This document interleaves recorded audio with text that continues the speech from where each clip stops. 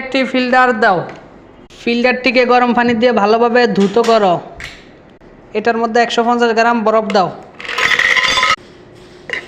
20 গ্রাম coffee powder দাও।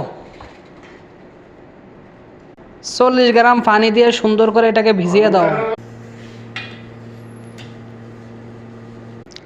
30 second পরে আবার 50 গ্রাম পানি দিয়ে সুন্দর করে আগের মতো লেবেলটা ফুরিয়ে দাও।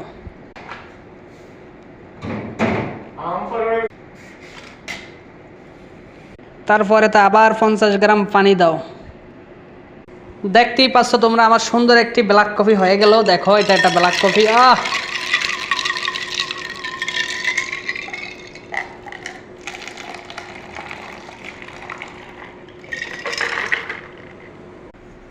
দেখতেই পাচ্ছ এই কফিটা শুধু আমার নিজের জন্য বানাইছি, এখন আমি টেস্ট করতেছি।